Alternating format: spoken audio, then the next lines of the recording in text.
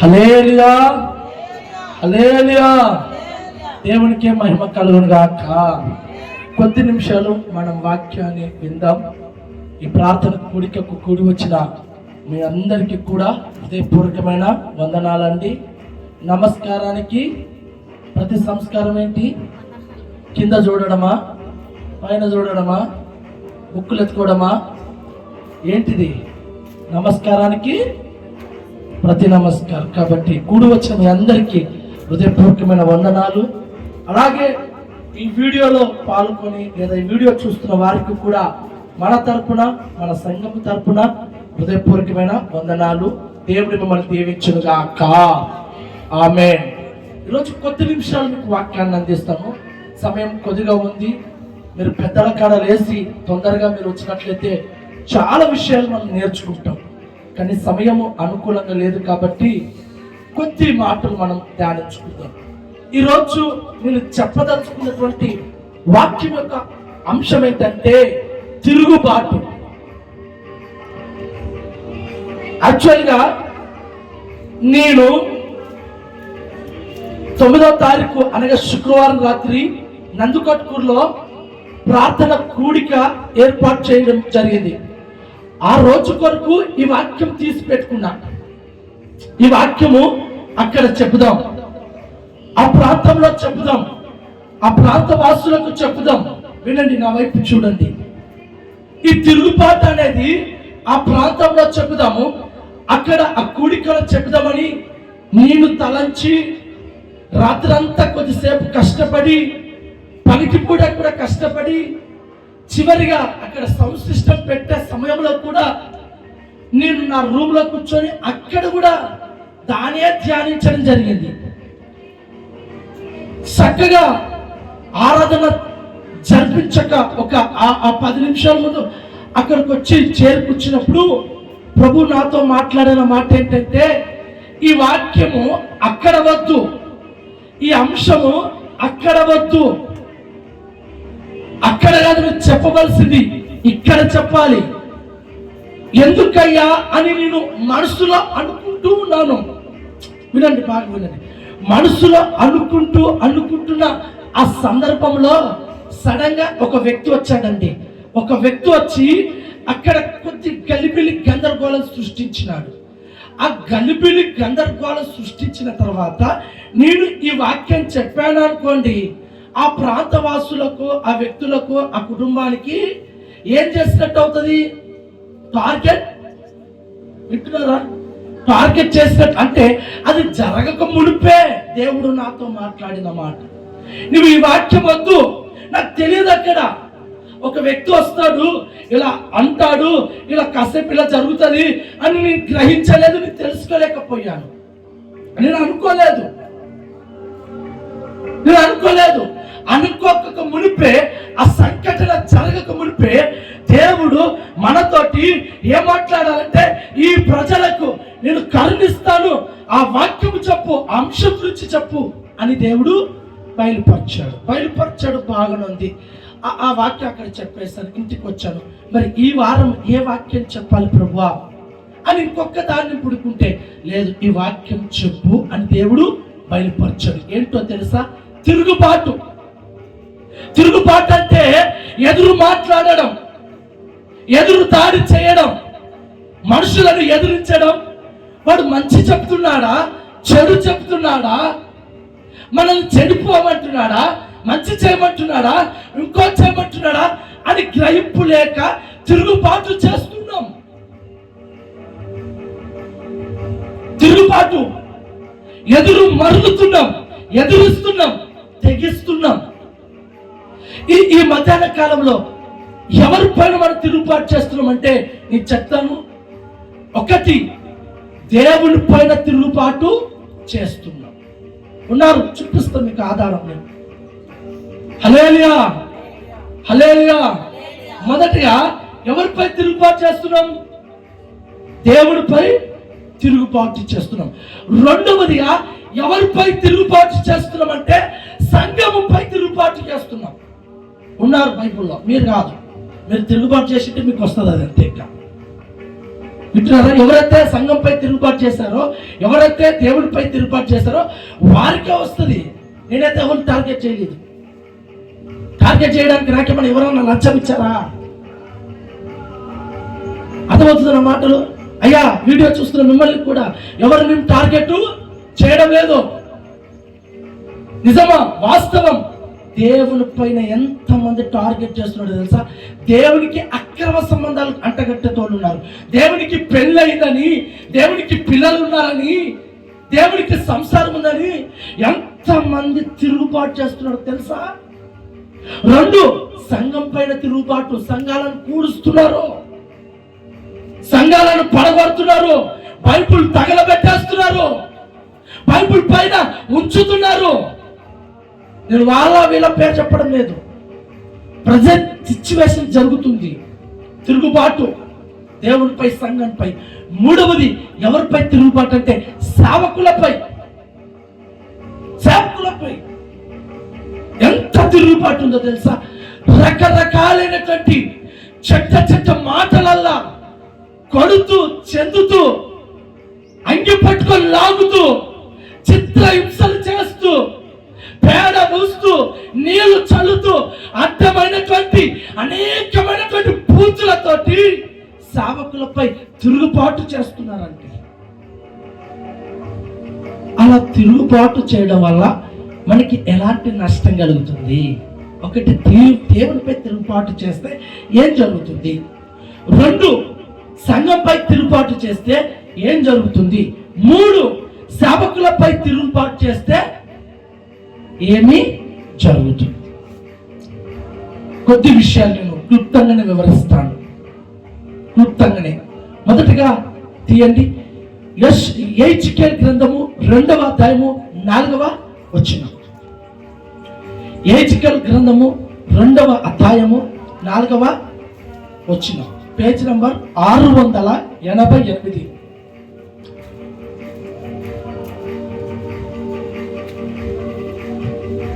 త్వరగా తీసుకున్న చదవండి. యెహెజ్కేలు గ్రంథము 2వ అధ్యాయము 4వ వచనం.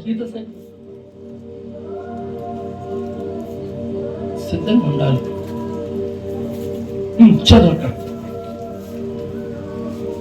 యెహెజ్కేలు గ్రంథము 2వ అధ్యాయము 4వ వచనం.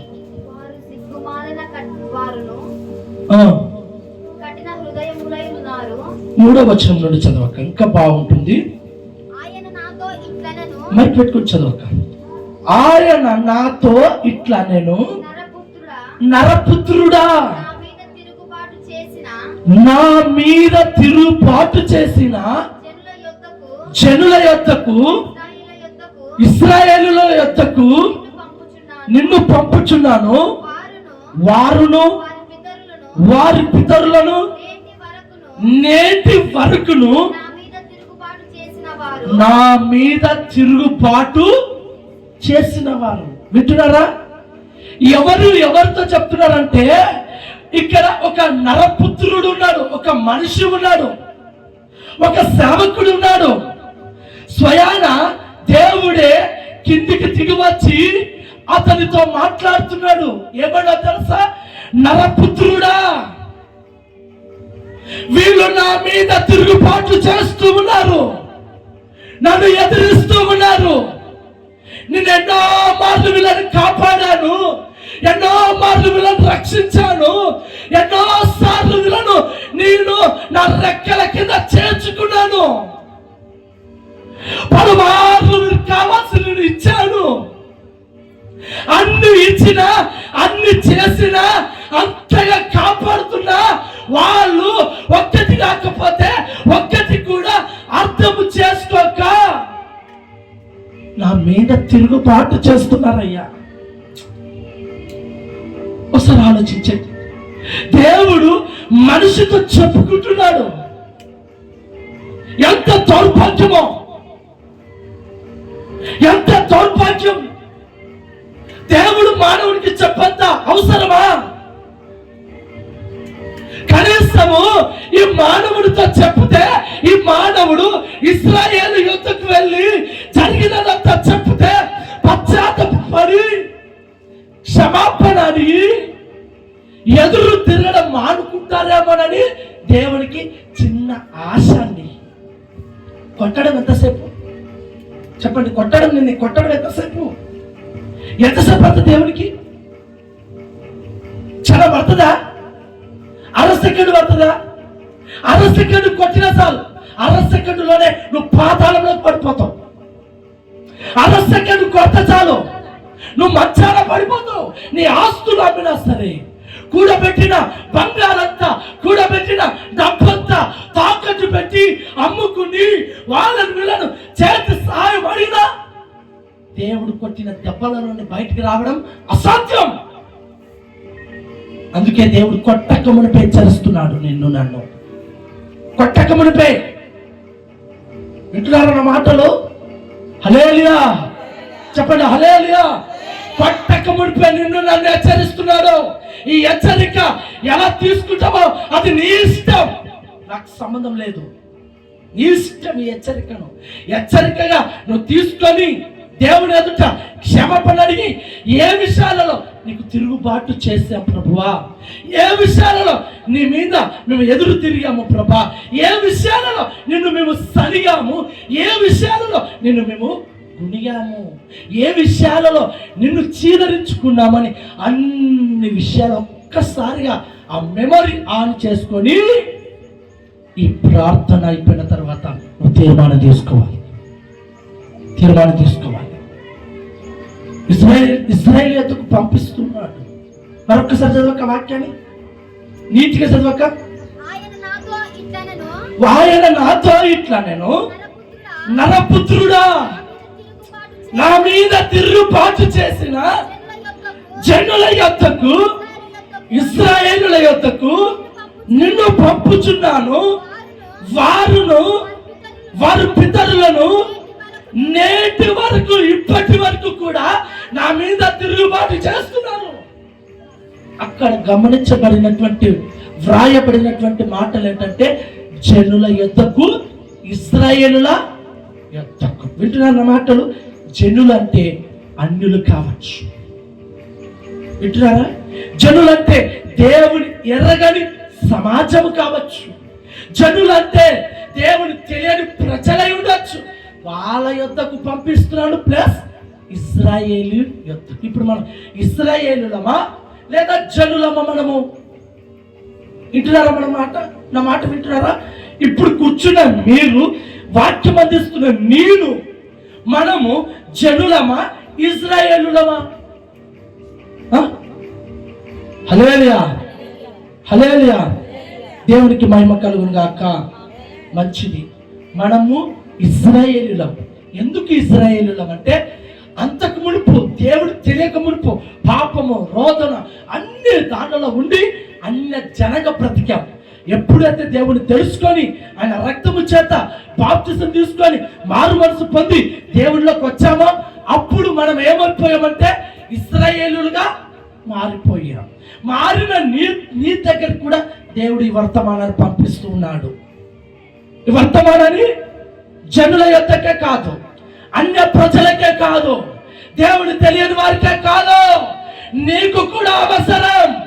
సేవకులకు అవసరం, విశ్వాసులకు అవసరం, ఆత్మతో నింపబడిన వారికి అవసరం, ఆత్మ లేని వారికి అవసరం, అన్య భాషలు మాట్లాడే వారికి అవసరం, పరిచర్య చేసే వారికి అవసరం. నా మీద తిరుగుబాటు చేస్తున్నారు. ఒక్కసారి ఊహించుకోండమ్మా, ఒక్కసారి ఊహించుకోండి. ఎంత బాధ ఉంటుందండి, ఎంత బాధ ఉంటే దేవుడి కిందకు వచ్చి ఒక మనిషితో చెప్పుకుంటున్నాడు. ఆ బాధను ఒక మనిషితో చెప్పుకుంటున్నాడు. దేవుడికి చెప్పాల్సిన అవసరమే లేదు.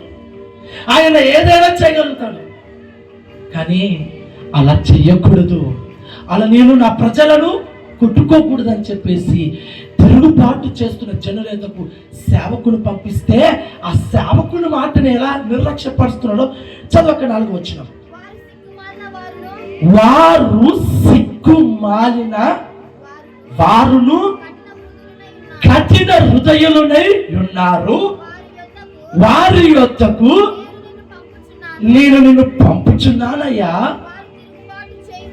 వారు తిరుగుబాటు చేయవారు కనుక వారు వినను వినకపోయినను తమ మధ్య ప్రవక్త ఉన్నాడని వారు తెలుసుకున్నట్లు ప్రభువైన యెహోవా ఇలాగూ సెలవిచ్చుచున్నాడు. వింటున్నారు నా మాటలు జాగ్రత్తగా. ఏమంటున్నాడు? సిగ్గుమాలిన వారు కఠిన హృదయం. నువ్వెన్న చెప్పప్ప, నువ్వెంత నమ్మతుకో, నువ్వెంత చెయ్యి, నేను మాత్రము ఉన్నారా లేరా? వాస్తవం ఒప్పుకుందాం. ఉన్నామా లేదా? నిజంగా ఉన్నాం. ఇశ్రాయేలులు అనగా మనలో ఉన్నాము, జనులు అనగా దేవుని ఎరగని వాళ్ళలో. కానీ దేవుని ఎరగని వాళ్ళు చేస్తే వారికి ఒక తీర్పు ఉంటుంది. అన్ని తెలిసిన నీవే తిరుగుబాటు చేస్తే, అయ్యో నాకు శ్రమ వచ్చింది, అయ్యో నాకు కష్టం వచ్చింది, దేవుడు ఉన్నాడా లేడా, ఉంటే ఎందుకింత కష్టం, ఎంత నోరు పట్టక ఎంత అనుకుంటామో దేవుణ్ణి మనం, ఎంత తిట్టుకుంటామో. సమస్య తీరకపోతే అయిపోయా, దేవుని మీద తిరుగుబాటు. ఎంత ప్రార్థించిన ప్రార్థన జవాబు రాకపోతే అయిపోయా, ఉపవాసం ఉన్నా జవాబు రాలే, ప్రార్థన చేసినా జవాబు రాలే. మీరు వినండి, ఇశ్రాయేలు ప్రజలు శాపముతో, పాపముతో, రోగముతో, వ్యాధులతో, కఠినమైనటువంటి శ్రమలతో ఐగుప్తు దేశంలో ఉంటే వారు చేసిన ప్రార్థన, విన్న మొర 400 సంవత్సరాల తర్వాత దేవుడి జ్ఞాపకం చేసుకొని, ఇదిగో మోషే లాంటి ప్రవక్తను, వినండి బాగా వినండి, మోషే లాంటి ప్రవక్తను ఐగుప్తు దేశానికి పంపిస్తే ఐగుప్తు దేశంలోకి వెళ్ళినటువంటి ఈ మోషే మాట ఐగుప్తు రాజు వినలేదండి. చెప్తున్నాడు మోషే, అయ్యా నువ్వు హింసిస్తున్నావే, నువ్వు శ్రమ పెడుతున్నావే, నువ్వు కష్టపెడుతున్నావే, ఈ ప్రజలు దేవుని ప్రజలు వదలాయి, మా దేవుడు మమ్మల్ని కానాను దేశానికి తీసుకెళ్తానని చెప్పాడు, మమ్మల్ని పోనివ్వు, మమ్మల్ని విడిచిపెట్టు అని ఐగుప్తు రాజు దగ్గరకు వచ్చి ఈ మోషే దేవుని పలుకు చెబుతుంటే ఐగుప్తు రాజు ఏం చేస్తున్నాడు తెలుసా? ఏం చేస్తున్నాడు? ఆ దేవునితోనే చెప్పపో, నేను వీళ్ళను పంపియను. తిరుగుబాటు ఎంతగా చేసినా సరే, ఇంచుమించు లెక్కేసుకోగలిగితే ఐగుప్తు రాజు చేసిన తిరుగుబాటుకి 10 తెగుల చేత ఇదైపోయారండి. 10 తెగులు, 1 కాదు, 2 కాదు, 3 కాదు, 10. ఆ 10 వచ్చినా సరే ఈ ఐగుప్తు మాత్రం మారడం లేదు. తిరుగుబాటు చేయడం మాత్రం మానుకొని కూడా చూడండి. అందులో మొదటిది ఏంటంటే నీరు రక్తంగా మారిపోయాయంట. నీరు రక్తంగా మారి ఆ నదిలో ఉన్నటువంటి చేపలలో చచ్చిపోయి చెడు వాసన, అంత తెగులొచ్చినా ఐగుప్తు మాత్రం మారడం లేదు. రెండో తెగులు ఏమొచ్చిందో తెలుసా? ఆ దేశం అంతటా కప్పలు. దేశం అంతటా ఏంటండి, మన ఇంట్లో ఒక 10 కప్పలు వచ్చనుకో ఎలా ఉంటుందండి? 10 కప్పలు వస్తే ఎలా ఉంటుంది? బాగుంటుందా? మంచిదే, బాగుంటుంది. కోసుకొని కప్ప కూర వేసుకొని తినొచ్చునా? వినండి బాగుంటుంది. ఆ దేశం అంతటా కప్పలండి. అంత రెండవ తెగులు పంపించిన ఐగుప్తు మనసు మాత్రం మారు. మూడవది ఏమొచ్చిందంటే ఆ దేశం అంతటా పేర్లు కొరకే, మన తలలో ఉంటే చూడు పేర్లు, ఆ పేర్లు వచ్చిన. నాలుగోది ఏమొచ్చింది?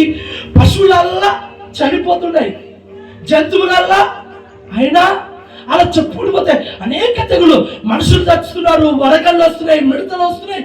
3 రోజులు చీకటి. చివరికి ఏం చేస్తాడో తెలుసా? నువ్వు ఇట వినవు కదా, ఇట వినకపోయేసరికి ఇదిగో నీ దేశంలో ఉన్నటువంటి తొలుచూడు, అది జంతువులు కావచ్చు, మనుషులు కావచ్చు, ఎవరికైనా సరే తొలుచూడు పిల్లలల్లా చనిపోతారని చెప్పేపాటికి అప్పుడు కూడా మనసు మారింది. చివరికి ఏం చేస్తాడో తెలుసా? బాగా వినండి, నేను చెప్తాను. చివరికి ఏం చేస్తాడో తెలుసా? అక్కడ మాట వినకపోయేసరికి నిజంగానే ఆ దేశం అంతటా తొలిచూడు పిల్లలలా చనిపోయారు. ఇశ్రాయేల్ ప్రజలు మాత్రం దేవుని రక్తం చేత కాపాడబడిన వారిని ఈ ఐగుప్తు రాజు ఏం చేస్తాడో తెలుసా? అబ్బో ఇవి ఎక్కువైపోయాయి, విడిచిపెడతామని విడిచిపెట్టారా? బాగా వినండి, విడిచిపెట్టేశాడు. అందరు ఇజ్రాయేలు ప్రజలందరూ సంతోషంతో మహా ఆనందంతో గంతులు వేసుకుంటూ బయలుదేరారు. ఎర్ర సముద్రం దగ్గరకు వచ్చేపాటికి సముద్రం ఉండిపోయింది. వెనక్కి ఉన్నటువంటి మళ్ళా రాజకీయం కలిగిందో తెలుసా? వీళ్ళని పంపి ఎవరు తోలుకొచ్చుకోవాలి, మరలా ముందుకొచ్చారు. ముందుకొస్తే సార్ ఏం చేశాడో తెలుసా? మొత్తం కూడా సముద్రంలోనే ముంచి వేసాడు. అటు వరకు బాగుంది. ఇన్ని అద్భుతాలు ఇశ్రాయేలు ప్రజలు చూసారా లేదా? వినండి, ఇన్ని అద్భుతాలు చూసినటువంటి ఇశ్రాయేలు ప్రజలే ఒక దేశానికి 3 రోజుల పాటు ప్రయాణం చేసిన తర్వాత మారాడు చోటుకొస్తే నీళ్లు తాగుతుండగా చేదు కొట్టేయండి. ఇంకా అంతే, ఇంకా స్టార్ట్ అయింది వల్ల. హల్లెలూయా. మీ జీవితాలలో కూడా ఎన్ని అద్భుతాలు చేసినా, ఎన్ని సమస్యలు తీసివేసినా, ఎన్నిటి నుండి మిమ్మల్ని గడ్డకెక్కించినా, ఎక్కించేంత వరకు గడ్డు మీద నుండి దిగిన తర్వాత నువ్వెవరో తిరుగుబాటు చెయ్యొద్దు. ప్రాముఖ్యంగా దేవుని పైన తిరుగుబాటు చెయ్యొద్దు. నీ విషయంలో ప్రార్థించిన జవాబు రాలేదా? ఇంకా కనిపెట్టు, ఇంకా ఏడువు, ఇంకా కన్నీరు పెట్టు, ఇంకా రోధించు. అంతేకాని నా సమస్య తీరలేదు, దేవుడు లేడు, ఎవరు లేడు అని పొర్రపాటున దేవునిపై తిరుగుబాటు చేసావా, ఈ తెగులు నీ మీదకి వచ్చునుగాక. ఎంత ఆశ. మరి రాకూడదంటే మరి ఎవరి మీద తిరుగుబాటు చేయకూడదు? మరి ఎవరిపైన తిరుగుబాటు చేయొచ్చు? అబ్బా, ఎవరిపైన? పలకండి ఆ పదాన్ని. పలకడానికి ఎందుకు? ఎవరిపై తిరుగుబాటు చేయాలి? ఎవరిపైన? చేస్తామా? అబ్బా, ఎంత భయమో నిమ్మకాయలు తీసి పెట్టేస్తే, ఎంత భయమో కొబ్బరి చిప్ప తీసి పాడేస్తే. ఆలోచన చేయండి. వాడు తిరుగుబాటు చేస్తున్నామా? వానికి మాత్రం తిరుగుబాటు ఎంత భయమో. కానీ దేవుడు అంటే భయం లేదు. దేవుడు అంటే భయము. ఆలోచించండి, చాలా బాధపడుతున్నాడు దేవుడు. ఆ వ్యక్తి దగ్గరకు వచ్చి, అయ్యా నా మీద తిరుగుబాటు చేస్తున్నాడు అయ్యా, నన్ను ఎదిరించి మాట్లాడుతున్నారు. ఇశ్రాయేలు ప్రజలకు ఐగుప్తులో నుండి తీసుకొచ్చినాను, కానాను దేశంలో తీసుకొచ్చి కానాను దేశంలో నిలబెడితే అక్కడ పాలు తేనెలు అన్ని సమృద్ధిగా ఉన్న దేశంలో తీసుకొచ్చాయి. ఇక్కడ కూడా ఎదురు మాట్లాడుతున్నారు, ఇక్కడ కూడా ఎదురు చేస్తున్నాడు.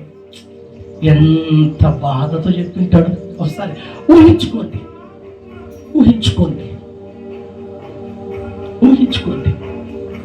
నీ కొడుకు నీకు తిరుగుబాటు చేస్తే నా దగ్గర ఎట్లా చెప్తారు మీరు? అన్నా, నా కొడుకు నాకు తిరగబడుతున్నారు. ఈ మధ్యాహ్న కాలంలో ఇశ్రాయేలు ప్రజలుగా పిలువబడుతున్న నీవు దేవునికి తిరుగుబాటు చేయక మానుకుందుగాక. ఒకవేళ నీకు కఠినమైన హృదయం ఉంటే, ఒకవేళ నీకు, నేను ఆ పదం వాడను, అది కనుక ఉన్నట్లయితే యేసు నామములో తొలగించుకుందురుగాక. దేవునికి ఇష్టకరమైన బ్రతుకు మీరు బ్రతుకుదురుగాక. ఒకటి, దేవునికి తిరుగుబాటు చేయకూడదు. చేసావా అనుకో, ఏమొస్తాయి మీదికి?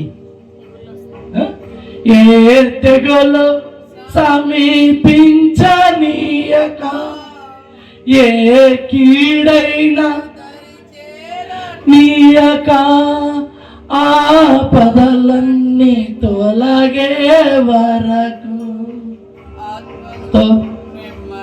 వింటున్నారా? పాట పాడుకున్నంత వరకు కాదే, తెగులు రానివద్దు, ఏ కీడు రాని. ఆ తెగులు రాకొక మునిపే నువ్వు ఎలా ఉండాలి దేవుని దృష్టికి? ఆ కీడు రాకొక మునిపే నువ్వు ఎలా ఉండాలి దేవుని దృష్టికి? చెప్పండి, ఎలా ఉండాలి? తిరుగుబాటు చేద్దామా? ఎవరిపై తిరుగుబాటు చేయాలా? పిలవండి, మన పక్కన పిలవండి సాతానుని. అంత దమ్ము ధైర్యం మన కాడ ఉందా? హల్లెలూయా. వాడు వచ్చిన మిమ్మల్ని ఏం చేయలేడు. ఇంత తెగింపు నీకు రావాలి. సాతానుపై మీరు తిరుగుబాటు చేయుదురుగాక. మొదటిది, దేవునిపై తిరుగుబాటు మానండి. దేవునిపై ఎదురు మాట్లాడ మానుకోండి. సాతానుపై తిరుగుబాడండి. సాతానా, నువ్వు నన్నేమి ఏ సాతానా, నువ్వు నన్నేమి గుత్తయ్య గారు పాట పాడతారు భలే ఇష్టం నాకు ఆ పాట. ఏమాయేను ఏమాయేను అపవాది తంత్రాలు, ఏమాయేను కాలిపోయేను కాలిపోయేను సాతాను తంత్రాలు కాలిపోయేను. వింటున్నారా? అర్థమైందా? దేవునిపై తిరుగుబాటు చేయొద్దు. రెండవది, దేవుని సంఘంపై తిరుగుబాటు చేయొద్దు. కొద్ది ఘాటుకు వచ్చినా మంచి మనసుతో అంగీకరించండి. సంఘం పైన తిరుగుబాటు చేయొద్దు. ఇది ఘాటైనటువంటిదే. హల్లెలూయా. తీయండి వాక్యం. 2వ దినవృత్తాంతములు 36:14, పేజ్ నంబర్ 390. సమయం అయిపోతుంది. 390.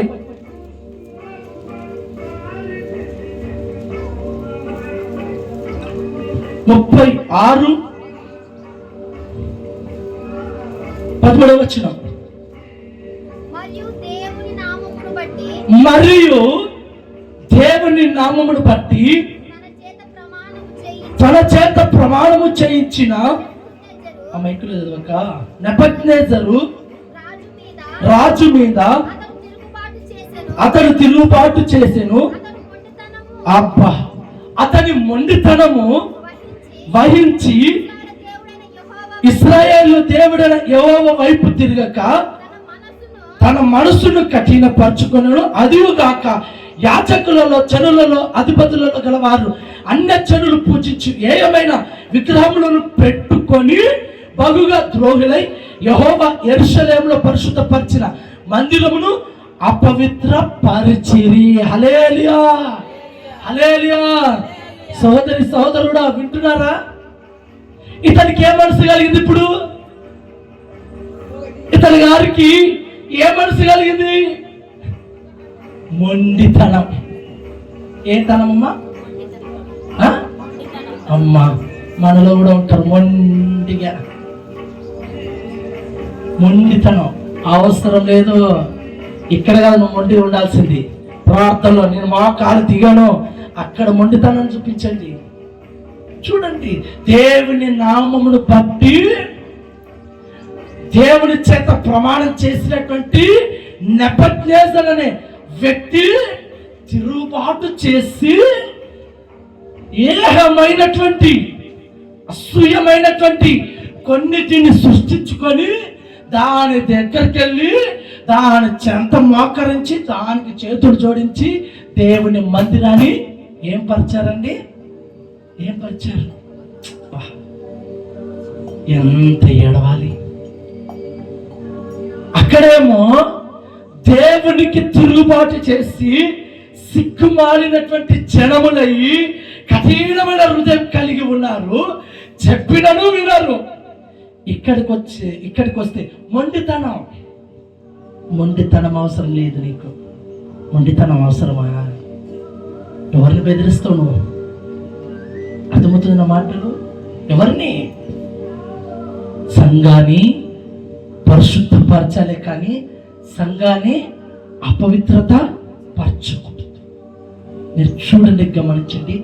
తాగుబోతుడు కూడా ఉన్నాడు అనుకో, వాడు ఏం చేస్తాడో తెలుసా? ఫుల్ తాగినటువంటి వ్యక్తి మందిరంలోకి రమ్మంటే రాడు. ప్రార్థన చేయించుకోంటే చేయించుకోడు. ఎందుకంటే నేను కొన్ని కుటుంబాలకు వెళ్ళాను, చూశాను. చేయించుకోడు ప్రార్థన. ఎందుకయ్యా అంటే నేను తాగొచ్చాను లోపలికి. వానుకున్నంత భయం మనకి.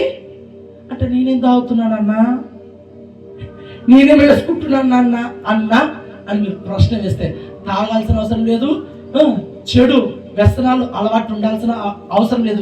దానికంటే చెడ్డది ఏంటంటే మనసులో కళ్ళ కపటం, మనసులో కుళ్ళు కుతంత్రాలు, మనసులో అసూయ ద్వేషాలు, మనసులో కీడు తలపెట్టాలి, మనసులో ఒక వ్యక్తిని నాశనం చేయాలి. ఇవి సరిపోదా మందిరాన్ని అపవిత్రపరచడానికి? ఇవి సరిపోవా? నీ హృదయమేనా ఆలయం, నీ మనసే నాకు దేవాలయం. ఇవి సరిపోదా? నువ్వు వచ్చి ఇక్కడికి వచ్చి ఎంగిలు ఉంచాల్సిన అవసరం లేదు, చెప్పులతో నడవాల్సిన అవసరం లేదు, ఏదంటే చెత్త ఏడవడతాడో పెట్టాల్సిన అదే అపవిత్రపరచినట్టని సర్వ సమాజం అనుకుంటుంది. కానీ దానికంటే మందిరాన్ని అపవిత్రపరచడం ఏంటంటే మన మనస్సు ఎలా ఉండాలో తెలుసా? మంచి మనసు ఉందా మనసు? సంఘంపై తిరుగుబాటు కాదు, సంఘాన్ని అపవిత్రపరచడం కాదు, ఇది సంఘాన్ని ఇంకేదో చేస్తున్నట్టు అనిపించడం లేదా? నువ్వు చదువుకుంటున్నాను, ఇంటికి వెళ్ళిన తర్వాత సమయం లేదు కాబట్టి కొద్ది చెప్తున్నా. నేను ఎవరి మీద తిరుగుబాటు చేస్తున్నావు? సంఘం పైన తిరుగుబాటు చేసి సంఘాన్ని అపవిత్రత పరుస్తున్నావు. అన్నకు తెలియదులే, ఈ మధ్య ప్రవచనాలు ఆగిపోయాయిలే, ఇంకా చెప్పడం లేదులే, ఇంకెంత చేసిందే, ఆడిందే ఆట, పాడిందే పాట. ఉండొచ్చునట్ట సంఘంలో? ఉండొచ్చునా? చెప్పరేంటి? సర్వ సమాజమా, జనమా?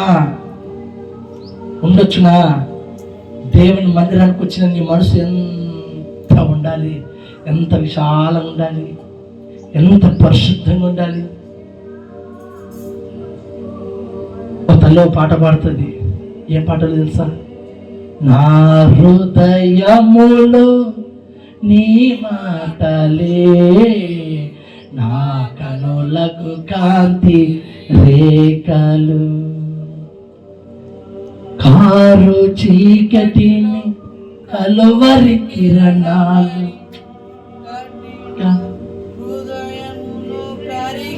చీనావు. వింటున్నారా? ఎలా ఉండాలి? ఆయన మాటలు నీ హృదయం అంటే కారు చీకటిలో ఉన్నా సరే దేవుడు ఏం చేస్తాడమ్మా? వెలుగుగా చేస్తాడు. సంఘంపై తిరుగుబాటు అనగా లోపట బయట ఏమో ఉండకూడదు. మనకి అన్నిటిని తుడిచివేయబడాలి. ఒక నదిని చూడండి, నదిలో కొట్టుకొని పోకమునుపు చెత్త చెదరం అలాగే ఉంటది. ఎప్పుడైతే కొట్టుకునే ప్రభావం వచ్చిందో చెత్త చెదారం కూడా ఏమవుతుంది? కొట్టుకొని పోతుంది. ఒక బావిని చూడండి, ఎంత వేసినా చెత్త పేరుకపోతుంది. కానీ ఎందుకు? ఆ 4 గోడల మధ్యనే ఉంది ఆ చెత్త అంతా, పోవడం లేదు, బయటికి రావడం లేదు. రాకపోతే ఆ చెత్త అలాగనే ఉంటుంది. ఆ చెత్త వల్ల ఏమొస్తుంది? చెడు వాసన వస్తుంది. ఎప్పుడైతే నది ప్రభావం వలె కొట్టుకుపోయే మనసు మనకు ఉండాలి.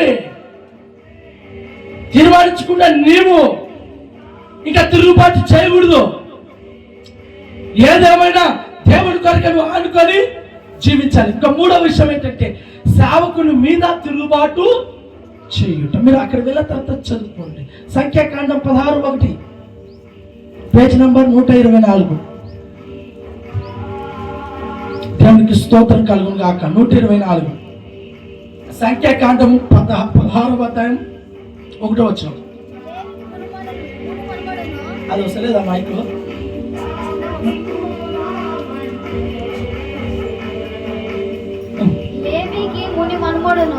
లేవికి ముని మనవడు కహాతుకు మనవడును ఇస్సాహారు కుమారునగు కోరాహు రుబైనీలలో ఎలియాబు కుమారులైన దాతాను అభిరాములను పేలెతు కుమారుడైన హోరాను ఎంచుకొని ఇశ్రాయేలులో పేరు పొందిన సభిక్తులను సమాజ ప్రధానులనైన 270 మందితో మోషకు ఎదురు లేచి.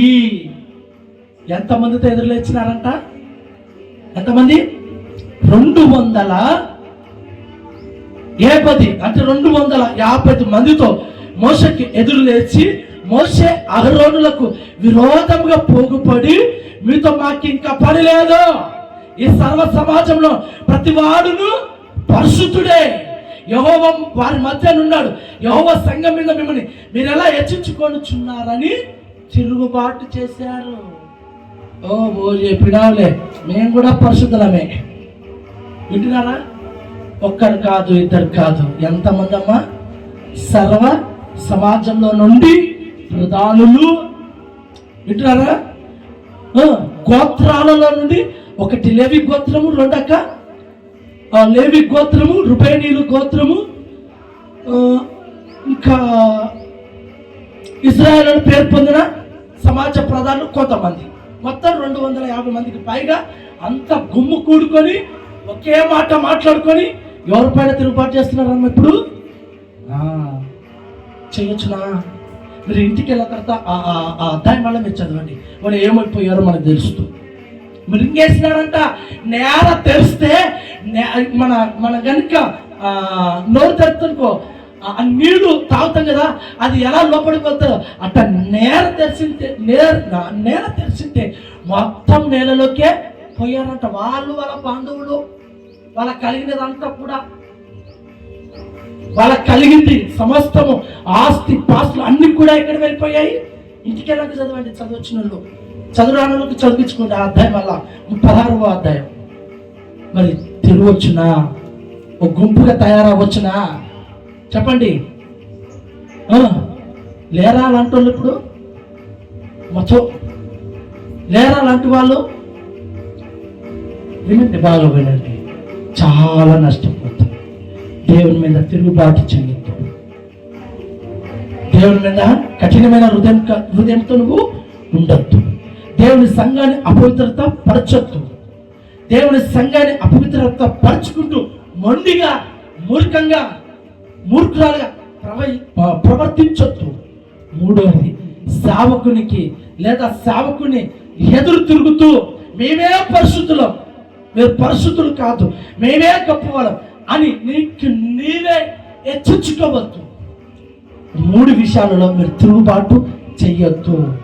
చేశామా మనమే నష్టపోతాం. మనకే తిరుగుబాటు చేయకోకుండా సాతానుపై తిరుగుబాటు చేయండి. ప్రార్థనలో మొండిగా ఉండండి. ఈ సమస్య తెగంత వరకు నేను ప్రార్థన వదిలిపెట్టాను. 2 గంటలైతే సరుకు మోకాలు దిగను, తెల్లజాములని లేచి మొండిగా ప్రార్థన కూర్చుంటాను. ఇలాంటి దానిలో మీరు మొండితనాన్ని చూపించండి, అంతేగాని మిగతా దానిలో మనం మొండితనాన్ని చూపించొద్దు. మూర్ఖంగా ప్రయాణము చేయొద్దు. 3వదిగా, సేవకునికి ఓ గుంపుగా తయారవ్వకూడదు. యెసన్న గారు ప్రారంభ దినాలు సేవ పెట్టుకుంటే ఆయన ఏం చేసినాడంటే, 1 వారం వేరే సంఘంలో వాక్యం చెప్పడానికి విన్నాడంట. 1 వారం వేరే సంఘంలో వాక్యం చెప్పొచ్చే లోపల సంఘంలో గలిబిలి గందరగోళం అంతా సృష్టించుకొని ఇంచుమించు 250 మందికి పైగా ఒక గుంపుగా తయారై ప్రార్థన మందిరం వదిలేస్తే ఆ మందిరంలో మిగిలిన గుంపు ఎంత అంటే 50 మంది దాకా మిగిలినారంట. 50 మంది దాకా. నేను ఏదో కట్టుకథ కాదు, అన్నవాళ్ళు చెప్తుంటే వినేదేది. వింటున్నారా? 50 మందితో వచ్చిన యేసన్న గారితో, అన్న ఇట్లా పనన్న ఇలా మాట్లాడుకుంటే చేసుకుంటారంటే, అన్నం చేస్తాడు ఏం చేయక ఏడుస్తూ ప్రార్థన చేస్తున్నాడంట. ఇప్పుడు ఆ గుంపు ఇప్పుడు ఎంత పెద్ద గుంపు అయింది. 250 మంది పోయిన గుంపు మీద ఎదురుదాడి చేయలే యేసన్న గారు. ఏమయ్యా ఎందుకు వచ్చినావు, ఏమైంది అని ఏం చేయలే. దేవుని మందిరం దగ్గర పలిపిట అక్కడ కూర్చొని ప్రార్థించాడు. ఇప్పుడు 250 గుంపు పోతే ఎంత గుంపు వచ్చిందండి? అంతమంది నష్టపోయింది ఎవరు? ఇప్పుడు నష్టపోయింది ఎవరు? సేవకుడా 250 మంది? చెప్పండి ఎవరు? సేవకుని తిరుపతి చేయొద్దు. ఏది వచ్చినా ఏది జరిగినా మనసు దేవుని ఆలయం కాబట్టి ఈ మనసుని పవిత్రపరచుకుందాం. మాటల ద్వారా, చూపుల ద్వారా, క్రియల ద్వారా, అన్నిటి ద్వారా ఎక్కడే కానీ రవ్వంత చోటు ఇవ్వకోకుండా అలాగూ ప్రయాణించండి. దేవుని కృపా కాపుదల మీకు తోడే ఉండునుగాక. ఇంకా మీదట ఇప్పటి వరకు నువ్వు తిరుగుబాటు చేసావేమో, ఇంకా మీదట దేవుని ఎదిరించావేమో, దేవుని సనిగావేమో, గొనిగావేమో, సేవకుని సంఘంపై అపవిత్రమైనటువంటి దృష్టి లేదా అపవిత్రమైనటువంటి మనసుతో ఇక్కడ చేరి ఉన్నావేమో, ఈ మధ్యాహ్న కాలం మందు ఈ ప్రార్థన ద్వారా నువ్వు మంచి తీర్మానం తీసుకోగలిగితే దేవుడు మరలా నిన్ను హెచ్చించునుగాక, దేవుడు మరలా నిన్ను కాపాడుకొనుగాక. మోకరించి ప్రార్థన చేసుకుందాం. దేవుడి పరిశుద్ధ వాక్యమును దీవించునుగాక.